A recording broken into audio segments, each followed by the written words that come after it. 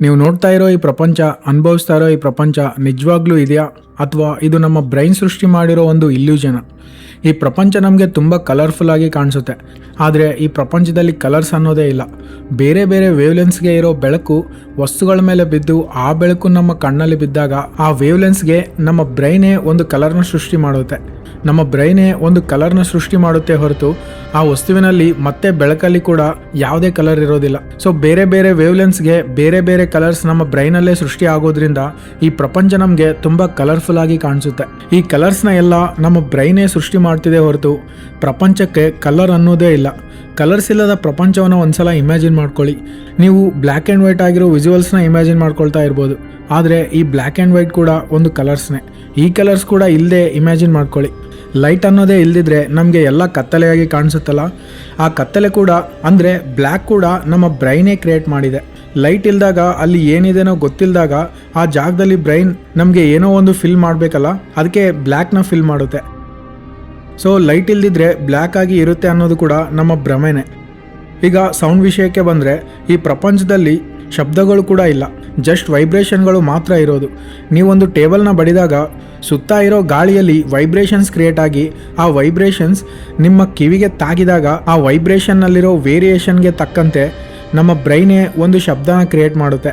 ಒಂದು ಹಾಡು ಮಧುರವಾಗಿ ಅನಿಸೋಕ್ಕೂ ಕೂಡ ಕರ್ಕಶವಾಗಿ ಅನಿಸೋಕ್ಕೂ ಕೂಡ ಕಾರಣ ನಮ್ಮ ಬ್ರೈನೇ. ಅಬ್ಸರ್ವರ್ ಇಲ್ಲದ ಈ ಪ್ರಪಂಚ ಏನೂ ಅಲ್ಲ. ನಾವಿವತ್ತು ಮಾತಾಡ್ತಾ ಇರೋ ಈ ಟಾಪಿಕ್ ಬಯೋಸೆಂಟ್ರಿಸಮ್ ಅನ್ನೋ ಥಿಯರಿ.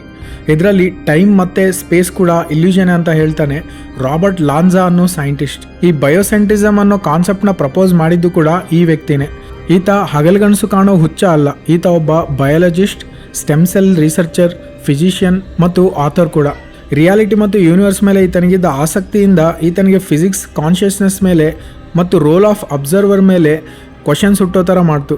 ನಾರ್ಮಲ್ ಆಗಿ ಸೈನ್ಸ್ ಏನು ಹೇಳುತ್ತೆ ಅಂದರೆ ಮ್ಯಾಟರ್ನಿಂದ ಯೂನಿವರ್ಸ್ ಕ್ರಿಯೇಟ್ ಆಗಿ ಅದರಲ್ಲಿ ನಾವಿದ್ದೀವಿ ಅಂತ, ನಮ್ಮ ಕಾನ್ಷಿಯಸ್ನೆಸ್ ಆ ಯೂನಿವರ್ಸ್ನ ಎಕ್ಸ್ಪೀರಿಯೆನ್ಸ್ ಮಾಡ್ತಾ ಇದೆ ಅಂತ. ಆದರೆ ಲಾಂಜಾ ಹೇಳೋದು ಏನಂದರೆ ಇದು ರಿವರ್ಸ್ ಯಾಕೆ ಆಗಬಾರ್ದು ಅಂತ. ಫಸ್ಟ್ ನಮ್ಮ ಕಾನ್ಷಿಯಸ್ನೆಸ್ ಇದ್ದು ನಂತರ ಈ ಯೂನಿವರ್ಸ್ ಕ್ರಿಯೇಟ್ ಆಗಿದೆಯೇನೋ, ನಾವಿದ್ರೇ ಈ ಯೂನಿವರ್ಸ್ ಇರುತ್ತೆ, ನಾವಿಲ್ದಿದ್ರೆ ಈ ಯೂನಿವರ್ಸ್ ಇರೋದಿಲ್ಲ ಅಂತಾನೆ. ಈತನ ಈ ಆಲೋಚನೆಗಳೇನು ಹುಚ್ಚುತನ ಅಲ್ಲ, ಕ್ವಾಂಟಮ್ ಸೈನ್ಸ್ ಕೂಡ ಇದು ನಿಜ ಅಂತಾನೆ ಹೇಳುತ್ತೆ. ನಿಮಗೆ ಡಬಲ್ ಸ್ಲಿಟ್ ಎಕ್ಸ್ಪೆರಿಮೆಂಟ್ ಬಗ್ಗೆ ಗೊತ್ತಾ? ಇದರ ಬಗ್ಗೆ ನಾನು ಒಂದು ಫುಲ್ ವಿಡಿಯೋ ಮಾಡಬೇಕು ಅಂದ್ಕೊಂಡಿದ್ದೆ, ಆದರೆ ಇದ್ರ ಬಗ್ಗೆ ವಿಡಿಯೋ ಮಾಡೋಕ್ಕಿಂತ ಇದರಲ್ಲಿ ಹೇಳೋದೇ ಸೂಕ್ತ ಅಂತ ಅನಿಸ್ತಾ ಇದೆ. ಸೊ ಇದರಲ್ಲೇ ನಿಮಗೆ ಈ ಡಬಲ್ ಸ್ಲಿಟ್ ಎಕ್ಸ್ಪೆರಿಮೆಂಟ್ ಬಗ್ಗೆ ಹೇಳ್ಬಿಡ್ತೀನಿ. ಸೊ ಇದು ಕ್ವಾಂಟಮ್ ಸೈನ್ಸ್ನಲ್ಲಿ ಒಂದು ದೊಡ್ಡ ಈವೆಂಟ್. ಇಲ್ಲಿವರೆಗೂ ಆನ್ಸರ್ ಸಿಗದ ಮಿಸ್ಟ್ರಿ. ವಿಜ್ಞಾನಿಗಳು ಇದ್ರ ಬಗ್ಗೆ ಎಷ್ಟು ತಲೆ ಕೆಡಿಸ್ಕೊಂಡ್ರು ಆನ್ಸರ್ ಸಿಗದ ವಿಜ್ಞಾನಿಗಳನ್ನೇ ದಿಗ್ಭ್ರಮೆ ಮಾಡಿದ ಪ್ರಯೋಗ ಇದು. ಈ ಪ್ರಯೋಗದಲ್ಲಿ ಒಂದು ತಡೆಗೋಡೆ ಮೇಲೆ 2 ಸಣ್ಣ ಸೀಳುಗಳನ್ನು ಮಾಡಿ ಅದರ ಮೂಲಕ ಎಲೆಕ್ಟ್ರಾನ್ಗಳನ್ನು ಕಳಿಸ್ತಾರೆ.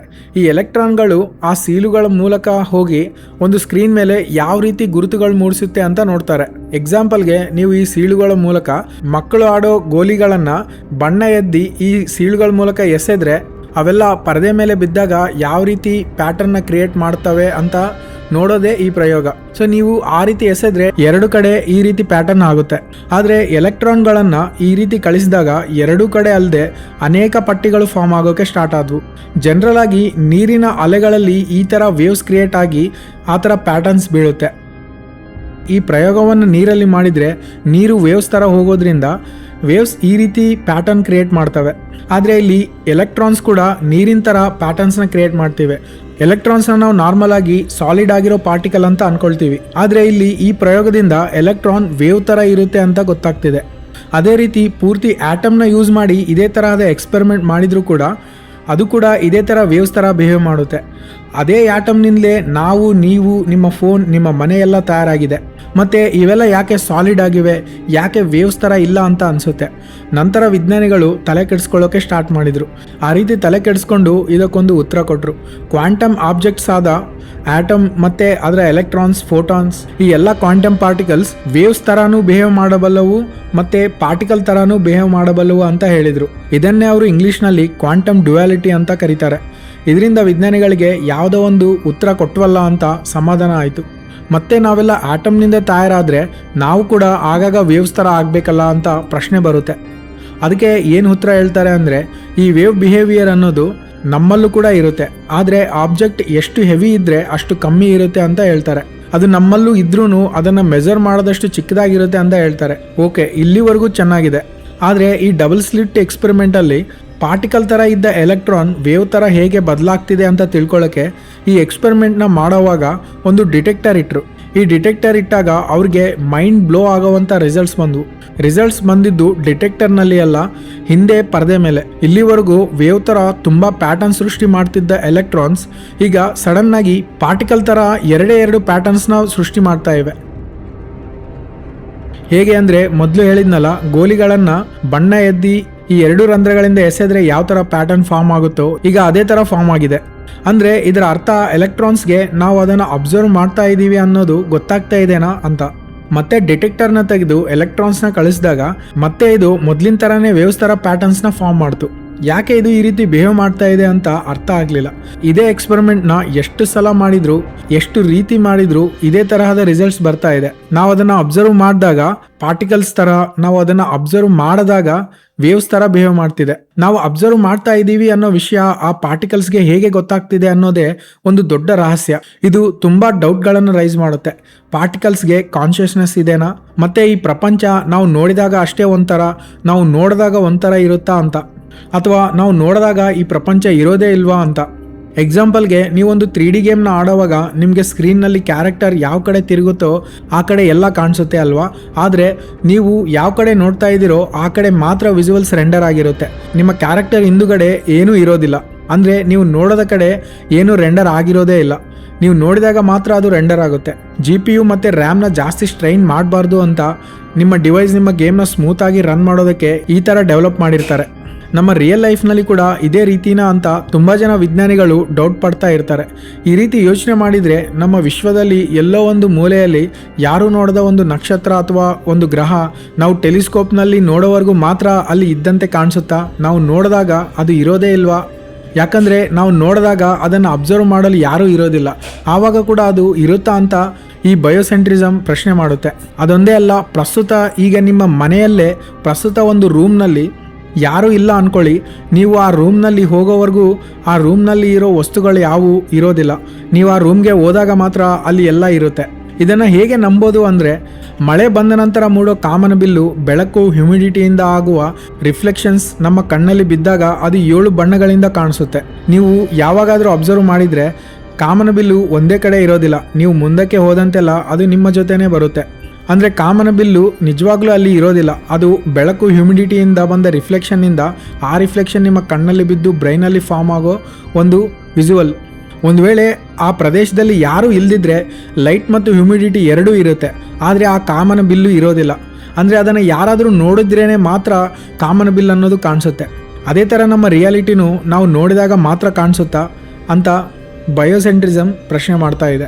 ನಾನು ಮಾತಾಡ್ತಾ ಇರೋದು ನೀವು ಕೇಳ್ತಾ ಇದ್ದೀರಿ. ಕೇಳೋ ಕಿವಿಗಳು ಇದ್ದಾಗ ಮಾತ್ರ ನಾನು ಮಾತಾಡೋದು ಒಂದು ಶಬ್ದದ ಥರ ಆಗಿರುತ್ತೆ.